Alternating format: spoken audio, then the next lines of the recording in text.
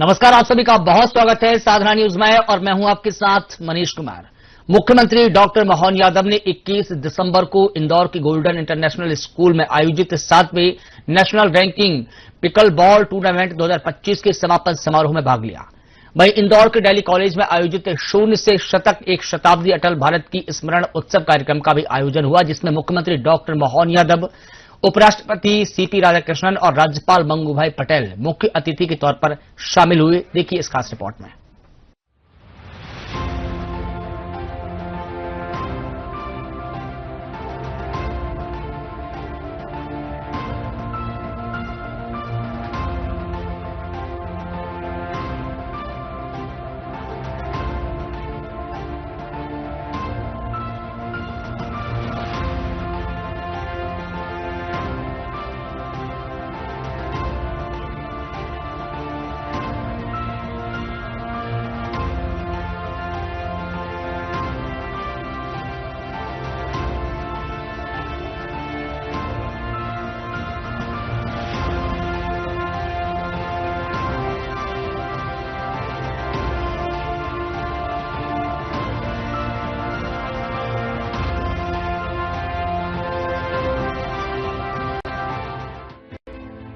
मध्य प्रदेश के मुख्यमंत्री डॉक्टर मोहन यादव ने 21 दिसंबर को इंदौर के गोल्डन इंटरनेशनल स्कूल में आयोजित 7वें नेशनल रैंकिंग पिकलबॉल टूर्नामेंट 2025 के समापन समारोह में शामिल हुए।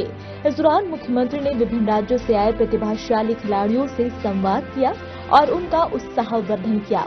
उन्होंने कहा कि इंदौर न केवल स्वच्छता में बल्कि अब खेल आयोजनों में भी देश का एक महत्वपूर्ण केंद्र बन रहा है। अपने संबोधन में उन्होंने उल्लेख किया कि नई शिक्षा नीति 2020 के तहत मध्य प्रदेश सरकार ने खेल को पाठ्यक्रम का हिस्सा बनाया है। मुख्यमंत्री ने टूर्नामेंट के विजेता खिलाड़ियों को सम्मानित किया और उनके कौशल और अनुशासन की सराहना की। सीएम ने खेल की तुलना पुरुषार्थ और पराक्रम से करते हुए भगवान कृष्ण और राम के काल का उदाहरण दिया। इंदौर तो सभी दौर में सबसे आगे चले, उसका नाम इंदौर। और यशस्वी प्रधानमंत्री श्रीमान नरेंद्र मोदी जी के नेतृत्व में जिस प्रकार से देश प्रगति कर रहा है और हर खेल में हर स्थान पर अब तो ऐसा हो गया कि हमारे अपने खेलों के मैदान की चमक कभी कभी अंतर्राष्ट्रीय स्तर के राजनेताओं के मंच पे दिखाई देती है। ये बदलते दौर का समय आया। भारत की प्रगति चारों तरफ से कितने प्रकार से भारत अपनी प्रगति कर रहा है। ऐसे में ये तीन मित्रों ने चिंतन से जिस खेल की शुरुआत की, वाकई कितना अद्भुत खेल, तीन खेलों का समावेशन करते हुए अपने आप में कहां से कहां पहुंच गया पिकल बॉल। वास्तव में एक बार मेरी अपनी ओर से सारे मित्रों को बधाई।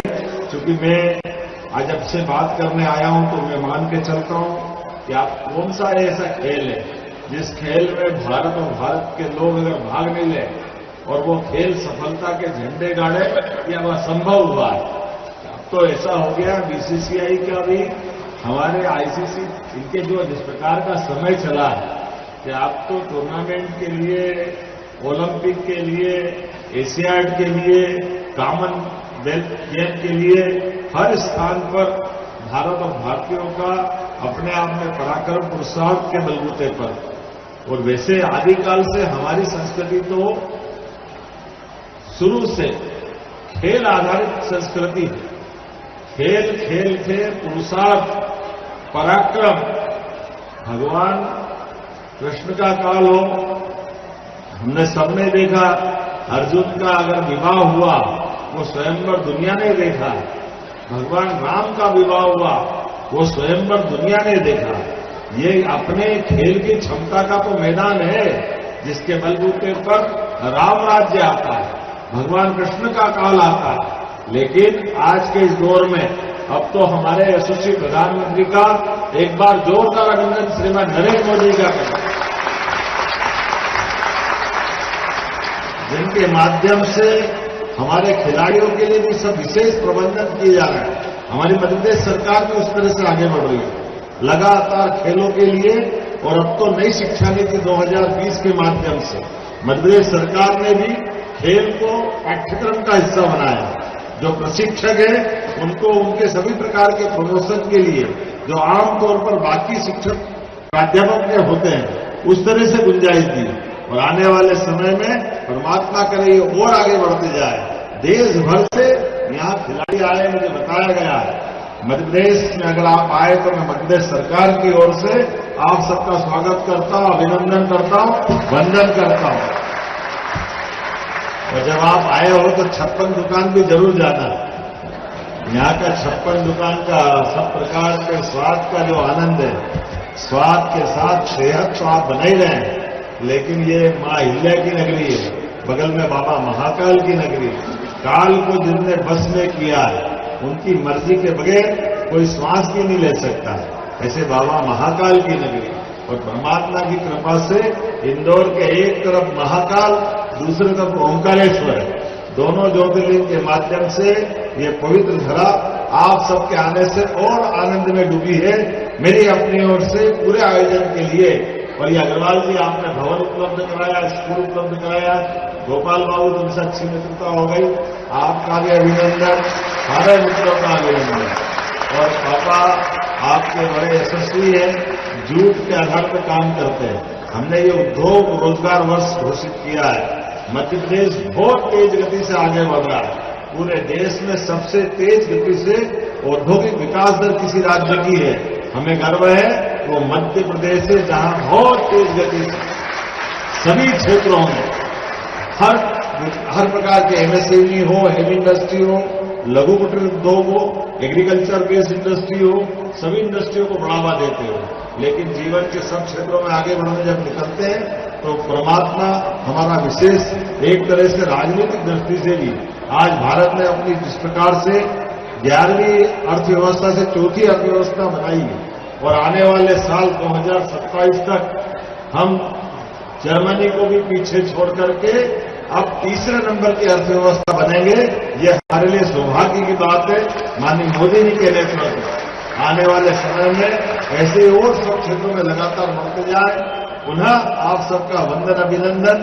और किसी प्रकार की कोई तो हमारे प्रशासन के लोग भी यहाँ।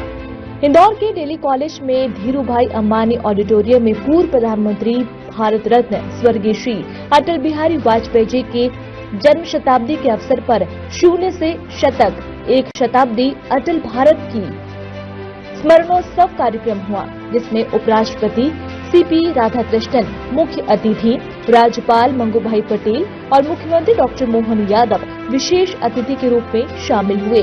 उपराष्ट्रपति सीपी राधाकृष्णन ने कहा कि पूर्व प्रधानमंत्री और भारत रत्न स्वर्गीय अटल बिहारी वाजपेयी के व्यक्तित्व और कृतित्व की मुक्त कंठ से प्रशंसा की। उन्होंने कहा कि भारतीय राजनीति के इतिहास में अटल जी जैसे नेता बहुत कम हुए हैं जिन्हें सत्ता पक्ष और विपक्ष दोनों से समान रूप से सम्मान और आदर प्राप्त हुआ हो। अटल जी का व्यक्तित्व राजनीति से ऊपर उठकर राष्ट्रीय एकता और लोकतांत्रिक मूल्यों का प्रतीक रहा है। राज्यपाल मंगूभाई पटेल ने कहा कि अटल बिहारी वाजपेयी एक विराट व्यक्तित्व के धनी थे। उनका जीवन राष्ट्र धर्म और समानता के भाव को आगे बढ़ाने वाला रहा है। उन्होंने भारतीय राजनीति में समरसता, संवाद और लोकतांत्रिक मर्यादाओं को मजबूत किया। इस अवसर पर मध्य प्रदेश के मुख्यमंत्री डॉक्टर मोहन यादव ने कहा कि अटल बिहारी वाजपेयी के जीवन, उनके सिद्धांतों और उनके आचरण से देश ने बहुत कुछ सीखा है। अटल जी द्वारा स्थापित किए गए जीवन मूल्य आगे आने वाली पीढ़ियों को सही दिशा दिखाते रहेंगे। उन्होंने कहा कि राष्ट्र निर्माण में अटल जी का योगदान अविस्मरणीय है और भारतीय राजनीति में उनकी भूमिका सदैव स्वर्ण अक्षरों में अंकित रहेगी।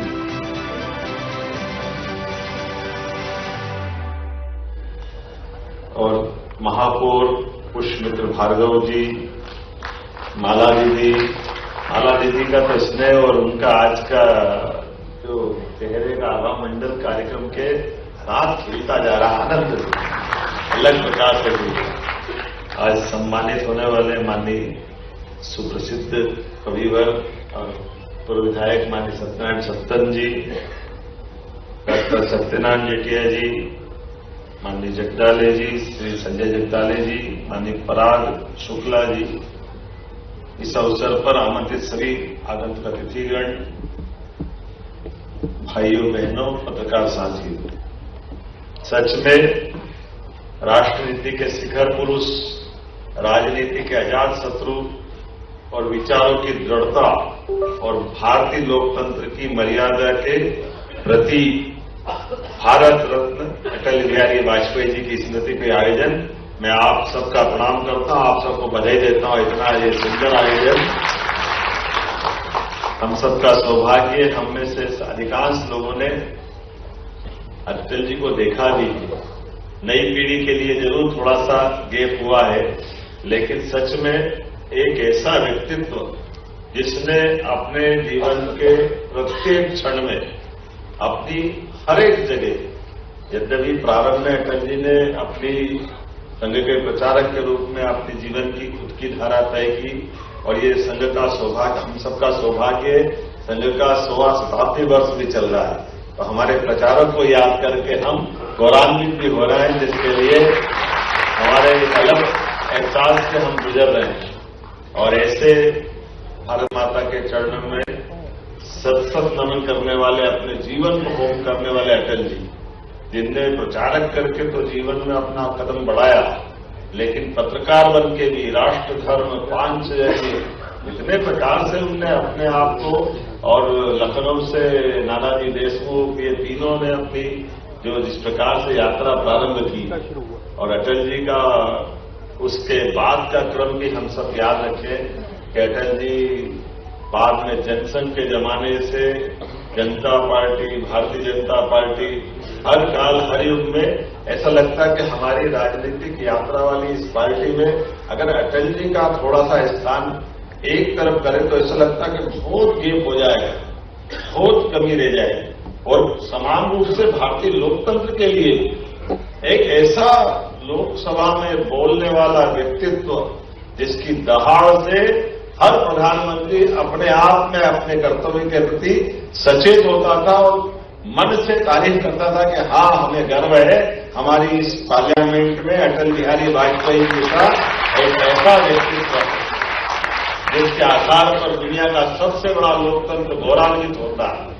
हमें भी आनंद आता है अटल जी का नेता प्रतिपक्ष के रूप में लगभग 50 साल तक अपोजिशन में बोलते रहना, ये आज के युग में भी कई लोगों को परामर्श होगा, और खास करके अब बड़ा अटपटा लगेगा, अटल जी को याद करते हैं, लेकिन क्या करें, नेता प्रतिपक्ष की भूमिका का कितना पवित्र पद उन्होंने धारण किया था कि जब जब आवश्यकता पड़ी इस देश को, चाहे बांग्लादेश का युद्ध हो या बाद के किसी और कालखंड की बात हो, जब भी वो विदेश में गए, भारत माता को सदैव गौरवान्वित किया, लोकतंत्र को सदैव उनने आनंद के साथ पूरे देश को आनंद के हिलोरों में डुबाने का काम किया। और ये बाकी के लिए भी सीख है कि जैसे अटल जी के लिए अभी वो पुरानी बात छोड़ दें, लेकिन छोड़े कैसे।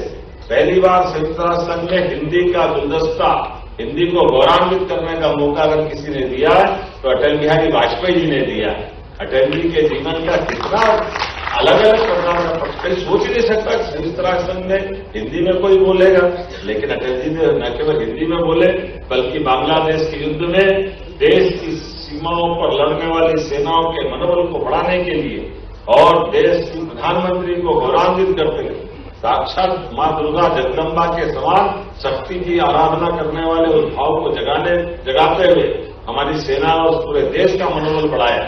अब जब उनकी बात करते हैं तो आपातकाल के अंदर ऐसे पवित्र आत्मा और ऐसी लोकतंत्र गला घोटने वाली घटना में बगैर संकोच आडवाणी जी के साथ अपनी जो कविताओं के माध्यम से, जिसके बारे में माननीय जटेल ने कह ही दिया, मैं दोहराऊंगा तो नहीं, लेकिन आज अपन उसको केवल याद करें, थोड़ा सा आगे बढ़ते थे कि 2 सांसद हो तब भी अपने दल के अंदर, तब भी अपने दल के विचारधारा में प्रश्न खड़ा हो जाए तो वापस समान रूप से इतनी बड़ी पार्टी को खड़ा कर देना, यह हर एक किसकी बस की बात नहीं है। लेकिन अटल जी और उनके साथ सारे संघ के प्रचारकों के साथ जनता पार्टी से भारतीय जनता पार्टी की यात्रा कष्टकारी भी, और उस कष्ट के बाद जब राजीव गांधी जी की हत्या हो जाती तब तो और चुनौती होती है केवल 2 सांसद हमारे बचते हैं, लेकिन चाहे 2 सांसद हो चाहे 100 सांसद हो, अटल जी रहे, हमें इस बात का आनंद है। अटल जी का युग और बदलते दौर में इतने दलों के साथ 24 दलों के साथ सरकार बना ले, वो सरकार चलाए, और सरकार चलाने में भी क्या पवित्रता है। एक वोट से भी अगर सरकार के बहुमत के मसले में फैसला हो जाए तो ऐसा लगे जैसे कुछ हुआ ही नहीं। मुझे मालूम है कई सारे विरोध के और पक्ष नेताओं ने भी कहा, जिसमें चंद्रशेखर भी एक थे, कि कहीं ये एहसास तो करा देते कि ये ऐसा हो रहा तो हम मदद कर देते। लेकिन अटल जी के शब्दों में एहसास होगा कि अगर इस पाप के तरीके से बनाई गई सरकार को तो सीपीए से भी पकड़ना पसंद नहीं करेंगे। इतना पवित्रता का मन का भाव कि सरकार जाए तो चली जाए। सरकार के मामले में जो अपना उनका तरीका है, और 24 दलों के आप ये कभी कल्पना करते हैं कि ममता जी को तो आज भी कंट्रोल करना मुश्किल है, अटल जी ने सरकार कैसे करी होगी तो आज। तो बंगाल का जो धमाल चलता रहता ममता का, वाकई कमाल है। क्या ममता, क्या जयललिता, पता नहीं अटल जी कैसे इनको पूरा पाड़ते होंगे, कमाल ही कर देते हैं, कैसे काम करता हो। और मायावती, हाँ, एक से बढ़ के एक, क्या मायावती, क्या जयललिता, क्या ममता, सब जगदम्बा ही जगदम्बा, आनंद ही आनंद, कैसे काम चलता होगा। लेकिन अटल जी आनंद के साथ आराम से धीरे धीरे, और उनकी दुनिया भी कैसी थी, सरकार चलाई तो कैसी चले। हम तो सब आनंद के साथ कितने दलों की सरकार चलाए तो कलेजा चाहिए। और सरकार चलाने में भी जिस प्रकार से उनने परमाणु बम के मसले पर निर्णय कराया और किया कि हाँ, भारत को शक्ति संपन्न होना चाहिए, भारत को स्वाभिमान के साथ जीने का अधिकार है, तो आनंद आता था। एक साथ नहीं फोड़े, रोज एक बम, आज एक बम फोड़ा, पूरा देश उछल गया, दूसरे दिन फिर दूसरा फोड़ दिया। लोगों ने कहा प्रतिबंध लगा देंगे, तो तीसरे दिन फिर फोड़ दिया। हमने कहा आप तो बिल्कुल बात नहीं करेंगे, चौथे दिन फिर फोड़ दिया। ये अटल जी कर सकते थे। जितने चिड़ा चिड़ा के मैं मालवी भाषा में अगर बोलूं तो किसी को आदमी को थोड़ा खजवाने के काम की दृष्टि से, लेकिन देश के स्वाभिमान के लिए जो आनंद के साथ उसने अपने लिए देश की धारा बनाकर सिखाई, वो हमको उस परमाणु बम की ताकत के साथ भारत को शक्ति संपन्न बनाने में जो योगदान उन्होंने दिया, और जो उनका वाक्य है कि सब बदल सकते, पड़ोसी नहीं बदल सकते, इतने प्रकार से प्रयास किए, ये अटल जी ही कर सकते थे। पाकिस्तान से भी कोई परेशानी नहीं। लेकिन अगर पाकिस्तान ने गड़बड़ी की है तो टाइगर हिल की लड़ाई को एक एक दिन को याद करो। हमने न केवल टाइगर हिल में स्वाभिमान को बचाया, अपने देश की सीमाओं की रक्षा करके भी दुनिया में संदेश दिया। ये अटल जी ही कर सकते थे। हम सबका सौभाग्य जिस प्रकार से पाकिस्तान ने हमारी सीमाओं के अंदर आकर के, लेकिन एक नहीं बहुत सारी बात बोल सकते हैं। आज बोलने का नहीं है समय, केवल सुनने का है। और आज अटल जी का जब जन्म शताब्दी वर्ष मना रहे हैं तो उस आनंद में भी हम डूबे। मुझे इस बात की प्रसन्नता, माननीय महामहिम, हमारे यहाँ 25 तारीख को जब जन्म शताब्दी वर्ष का समापन होगा, हमारी सरकार के गठन के बाद माननीय प्रधानमंत्री जी के आशीर्वाद के साथ हमने हमारे हर वर्ग के कल्याण के लिए जो अटल जी का सपना था, इसलिए उनकी कविताओं के भाव में ध्यान में जाता है। कितने प्रकार से बोलते हैं, ऊंचे पहाड़ पर पेड़ नहीं लगते, पौधे नहीं उगते, ना घास जमती है सिर्फ बर्फ जो कफन की तरह सफेद और मौत की तरह ठंडी होती है। खेलती उससे, बर्फ से क्या होता है ये अटल जी बताते हैं। खेलती है खिलखिलाती नदी जिसका रूप धारण कर अपने भाग्य पर बर्फ बूंद बूंद रोती है।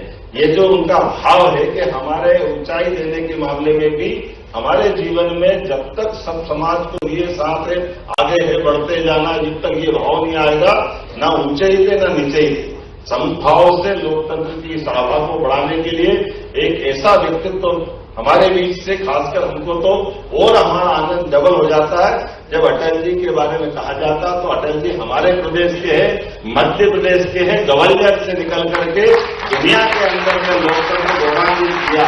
आज उनकी जन्म शताब्दी वर्ष मना रहे हैं तो उस आनंद में हम सराबोर हैं। और अटल जी की जन्म शताब्दी को हम इसीलिए उद्योग रोजगार वर्ष के समापन के अवसर पर एक ही दिन में माननीय गृह मंत्री जी के माध्यम से 25 तारीख को ग्वालियर से 2 लाख करोड़ से ज्यादा के उद्योगों के भूमि पूजन लोकार्पण अटल जी को समर्पित करने वाले हैं। हमने इस कार्यक्रम की रचना बनाई है, ये सच्ची श्रद्धांजलि अटल जी के लिए होगी। आज के इस अवसर पर पुनः मैं सभी महामहिम सहित सभी सम्मान्य अतिथियों का अभिनंदन करते हुए अपनी बात समाप्त करता हूं। मूर्तियां आज भी जीवंत है। उनके महान आभा मंडल में रहकर करीब से देखने का, समझने का, प्रेरित होने का विशेष लाभ मेरे को हुआ है। उन्हें कुछ शब्द में समेटना संभव नहीं है कि वे एक विराट व्यक्तित्व, एक महाकाव्य थे। उनकी वाणी में ओज था जो जन समूह के ऊर्जा और राष्ट्र भाव जगाती थी। वे असंख्य कार्यकर्ताओं के लिए प्रकाश पुंज थे। उनके जीवन मूल्य ऐसे ग्रंथ की भांति जिसका प्रत्येक पुष्ट नैतिकता, उत्कृष्टता और राष्ट्र धर्म की राह दिखाता है। अटल जी केवल राजनेता नहीं थे, बल्कि वे कवि, चिंतक, अद्भुत नेतृत्व गुणों से संपन्न, विनम्र, संवेदनशील, स्वाभिमानी राष्ट्रभक्त थे। प्रधानमंत्री जी के रूप में उन्होंने भारतीय लोकतांत्रिक इतिहास में गठन राजनीति में समानता, संवाद और समय रखते अनेक आदर्श प्रस्तुत किए हैं। अपने को उपराष्ट्रपति को भी याद सीखना है। मैं ज्यादा बोलने की नहीं सोचता, मगर 2 प्रसंग मैंने एक सामान्य कार्यकर्ता के रूप में 1975 25 जून को जब इमरजेंसी उसी दिन रात को जब हुई थी, तभी मैं सामान्य कार्यकर्ता के रूप में अहमदाबाद में जयप्रकाश चौक के वहां जनसभा थी। उसमें जयप्रकाश जी, स्वर्गीय अटल जी, बलराज मधोक जी, भाई महावीर जी उपस्थित थे। वाजपेयी जी को आने में देरी थी, मगर जब भी आए तभी एकदम पब्लिक उठे, हाँ हो क्या जयप्रकाश जी का भाषण चल रहा था। तो क्या है भैया? तो बोले कि वाजपेयी जी आ रहे हैं।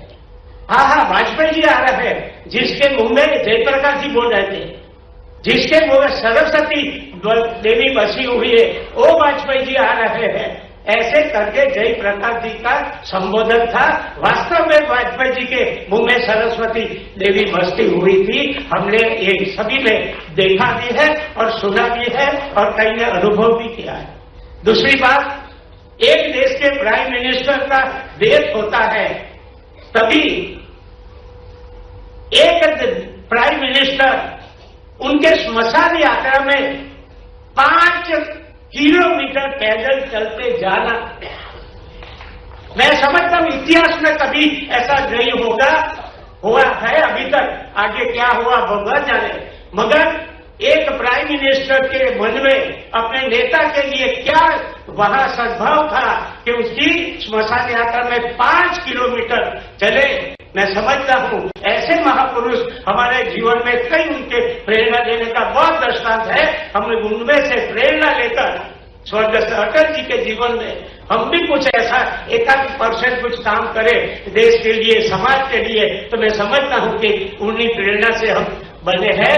मैं ज्यादा नहीं बोलना चाहता हूं। उपराष्ट्रपति के सानिध्य में जो हमारे वहां कोई कार्यक्रम में पधारे, उसका मैं स्वागत करते हुए अटल फाउंडेशन का बहुत बहुत आभार मानते हुए मैं मेरी बात पूरी करता हूं। आभार। भारत माता की जय। Let him use the atomic bomb. I am not going to stop the war. Till the enemies are vacating the 1 inch of my border, till that time I am not going to stop the war.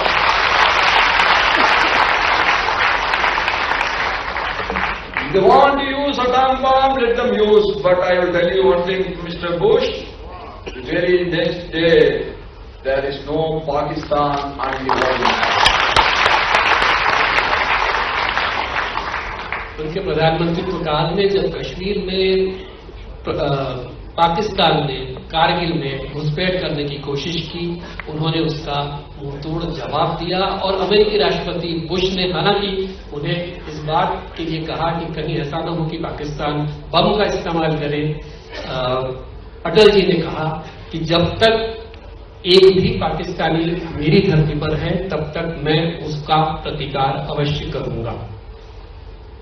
Sri Atal Bihari Vajpayee was a nation builder. He had initiated many important schemes for India's development. Shri Atal Bihari Vajpayee ji एक राष्ट्र निर्माता थे और उन्होंने भारत के विकास के लिए अनेक महत्वपूर्ण योजनाओं की शुरुआत की।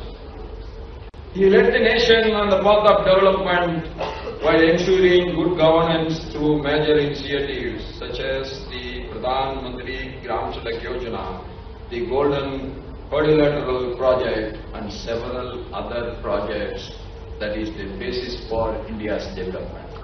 उन्होंने प्रधानमंत्री ग्राम सड़क योजना, स्वर्णिम चतुर्भुज परियोजना सहित कई प्रमुख पहलों के माध्यम से सुशासन सुनिश्चित करते हुए राष्ट्र को विकास के पथ पर अग्रसर किया।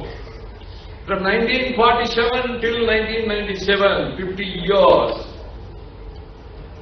even our capital like Delhi didn't get the metro. Only Vajpayee ji gave the metro to Delhi, our capital.